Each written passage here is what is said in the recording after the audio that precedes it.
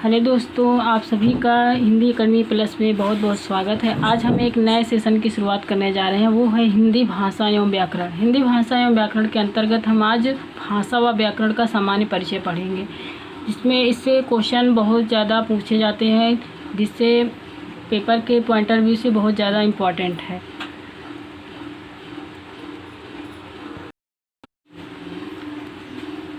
भाषा के अंतर्गत हम पढ़ेंगे भाषा शब्द की उत्पत्ति। भाषा शब्द की उत्पत्ति संस्कृत भाषा के भाष धातु से हुआ है। भाष का अर्थ होता है बोलना या कहना। अब इसमें धातु है, धातु का अर्थ क्या होता है, धातु क्यों कहा जाता है? संस्कृत की जो क्रियाएं होती हैं उन्हें हम धातु कहते हैं। भाषा का अर्थ होता है विचार प्रकट करना। इसमें भाषा किस धातु से लिया गया है या भाषा जो है किस भाषा से ली गई है, इससे क्वेश्चन बनते हैं। इससे इम्पॉर्टेंट क्वेश्चन बनते जो हमेशा पूछे भी जाते हैं। अब हम पढ़ेंगे भाषा की परिभाषा। हमें समझना है, रटना नहीं है कि कोई भी विचार विनिमय का जो हमारा माध्यम होता है उसे हम भाषा कहते हैं। एक या एक से अधिक व्यक्ति हो या समूह हो का जो माध्यम है या साधन है, एक या एक से अधिक व्यक्ति को जो पहुंचाया जाता है अपने भाव या विचारों को, अर्थात आदान प्रदान करते हैं अपने भावों को, या विचार विनिमय करें या विचार विमर्श करें या लेन देन करें, इससे हम भाषा कहते हैं। इसमें आदान प्रदान, विचार विनिमय, विचार विमर्श, लेन देन, ये जो हमारे शब्द हैं ये पर्याय हैं। हमारे भाव या विचारों को एक दूसरे तक पहुंचाने के इसमें पर्याय होते हैं। लेन देन करना या भाव या विचारों का आदान प्रदान करना, भाव या विचारों का लेन देन करना, ये हमारी भाषा की परिभाषा के अंतर्गत आते हैं।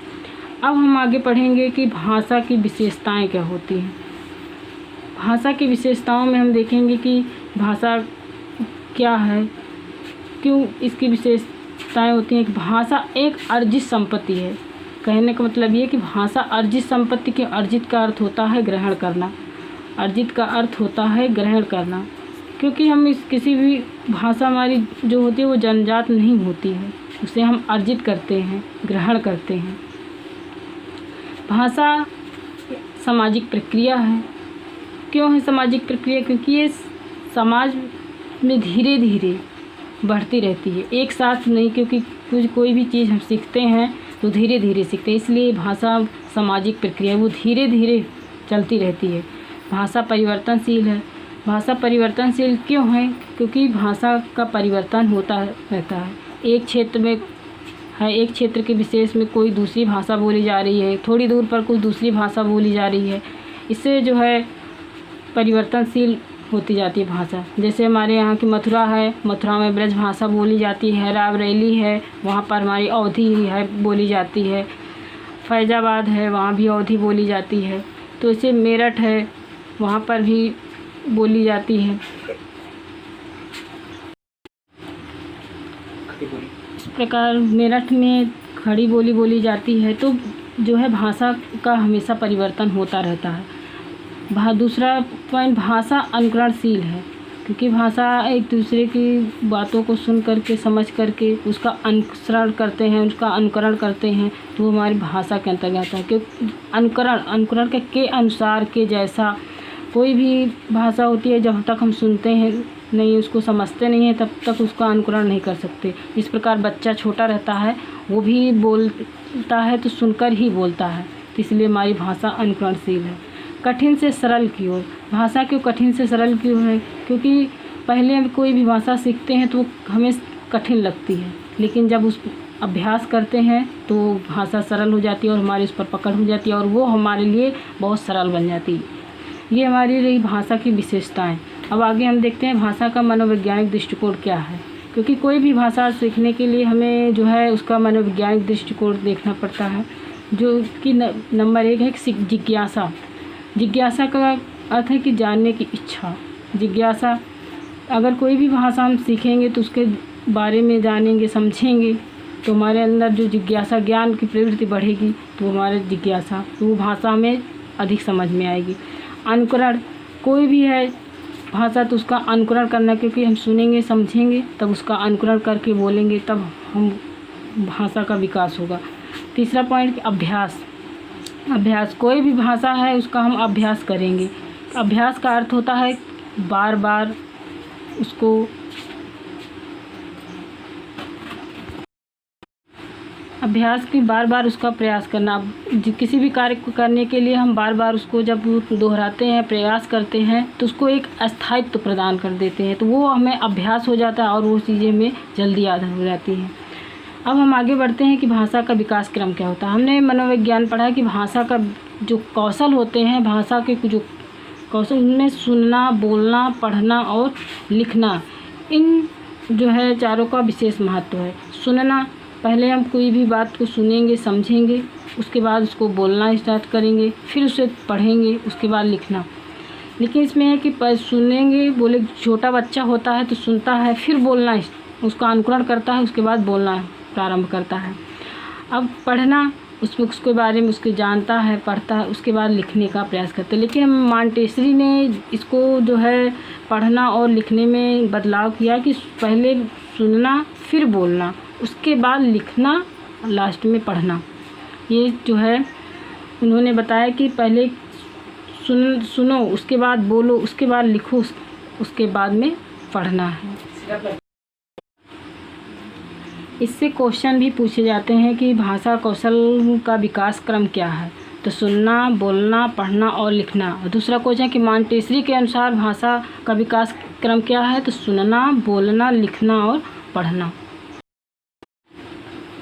अब इसके बाद हम पढ़ेंगे भाषा के प्रकार। भाषा के प्रकार से बहुत ज़्यादा क्वेश्चन पूछे जाते हैं, क्योंकि जो है एग्ज़ाम के पॉइंट ऑफ व्यू से बहुत इम्पॉर्टेंट है। भाषा के प्रकार कितने हैं? मुख्यतः 3 प्रकार के होते हैं: मौखिक भाषा, लिखित भाषा और सांकेतिक भाषा। मौखिक भाषा वो भाषा होती है जिसको हम बोल करके दूसरों के सामने प्रकट करते हैं, उसे मौखिक भाषा कहते हैं। मौखिक भाषा में हम कोई भी बात कहते हैं या बोलते हैं तो दूसरा व्यक्ति उसको सुन करके हमारा उत्तर देता है, तो उस हमारी मौखिक भाषा होती है। मौखिक भाषा के कुछ उदाहरण भी होते हैं, जैसे प्रत्यक्ष साक्षात्कार। हम एक दूसरे के सामने बैठकर बातचीत करते हैं, वो प्रत्यक्ष साक्षात्कार भी हमारा जो है मौखिक भाषा के अंतर्गत आता है। नेता का जो संबोधन होता है, टेलीफोन हो गया, रेडियो समाचार हो गए, ये सब हमारे जो है मौखिक भाषा के अंतर्गत ही आते हैं। इससे जो है परिभाषा न पूछ करके सीधा उदाहरण ही पूछ लेता है कि बताइए प्रत्यक्ष साक्षात्कार जो है किस भाषा का प्रकार है, मौखिक भाषा या लिखित भाषा या सांकेतिक भाषा। तो हम अगर पता रहता है तो हम बता देते हैं कि प्रत्यक्ष साक्षात्कार जो है मौखिक भाषा का प्रकार है, नहीं तो गलत हो जाता क्वेश्चन। अब हम आगे पढ़ेंगे कि लिखित भाषा क्या है। लिखित भाषा के अंतर्गत जो भाषा लिख करके दूसरों के सामने प्रकट की जाती है या दूसरों के से बताया जाता है और वो व्यक्ति उसको पढ़ करके समझता है, सोचता है, तो हमारी लिखित भाषा होती है। लिखित भाषा के अंतर्गत भी उदाहरण जैसे पत्र पत्रिकाएं होती हैं, वो लिखी रहती हैं, पत्रिकाओं में लिखा जाता है जो हम उसको पढ़ करके देखते हैं। समाचार पत्र हो गए और जो है पाठ्य पुस्तकें हो गई, ये सब हमारी जो है लिखित भाषा के अंतर्गत आती हैं। अब हम आते हैं तीसरी भाषा, वो है सांकेतिक भाषा। सांकेतिक भाषा वो भाषा जो इशारों से या संकेतों के माध्यम से हम दूसरे व्यक्ति तक पहुंचाते हैं, प्रकट करते हैं, वो हमारी सांकेतिक भाषा होती है। सांकेतिक भाषा में ना हम लिखते हैं, ना हम पढ़ करके, ना उसमें कोई लिखने का उस जो है रहता है, ना पढ़ने का, सिर्फ हमें उसके संकेतों या इशारों के माध्यम से ही जो है भाषा का जो बातचीत का माध्यम होता है वो हमारी सांकेतिक भाषा होती है। हम संकेतों के द्वारा ही भाषा जो है समझ पाते हैं। अगर हम देखें कि जो है संकेत या इशारे जो बने होते हैं रास्ते में, सड़क पर, और क्या कहते हैं गाड़ियों के जो हॉर्न होते हैं, विसिल होता है, तो जो है क्या कहते हैं माइलस्टोन बने होते हैं, ये सब जो है हमारे सांकेतिक भाषा के अंतर्गत ही आते हैं। कभी पूछ ले कि सांकेतिक भाषा के अंदर जो विसिल हॉर्न, गाड़ियों का जो हॉर्न बजता है, वो क्या सांकेतिक भाषा के अंतर्गत आता है कि या नहीं, तो कुछ लोग कंफ्यूज हो जाते हैं, वो समझ नहीं पाते और वो दूसरी भाषा मौखिक भाषा के अंतर्गत लगा देते हैं। लेकिन ये गलत है, क्योंकि सांकेतिक मतलब संकेत, जब तक में कोई ध्वनि सार्थक शब्द समझ में ना आए, वो हमारा जो है सांकेतिक भाषा के अंतर्गत ही, अगर उसमें सार्थक ध्वनि या शब्द समझ में आता है तो हमारा वो मौखिक भाषा, अगर वो शब्द या नहीं समझ में आता है तो वो सांकेतिक भाषा के अंतर्गत आता है। यहाँ तक। अब हम देखेंगे इसमें कि जो है इसमें सबसे सरल भाषा कौन सी है और कठिन भाषा कौन सी है, क्योंकि पूछा जाता है कि मौखिक भाषा सरल है या कठिन है, लिखित भाषा सरल है या कठिन है, सांकेतिक भाषा सरल है या कठिन है। तो इसमें हम देखेंगे कि जो मौखिक भाषा होती है वो हमारी सरल भाषा होती है। मौखिक भाषा हमारी सरल भाषा होती है। क्यों सरल होती है? क्योंकि हम एक दूसरे के साथ बातचीत करते हैं और हम जब बोलते हैं तो वो दूसरा व्यक्ति उसको सुन करके वो हमें उत्तर देता है, तो ये हमारे लिए सरल भाषा बनती है। लेकिन अब इसमें देखते हैं कठिन भाषा कौन सी है। तो कठिन भाषा हमारी सांकेतिक भाषा है। कठिन भाषा जो है हमारी वो सांकेतिक भाषा है।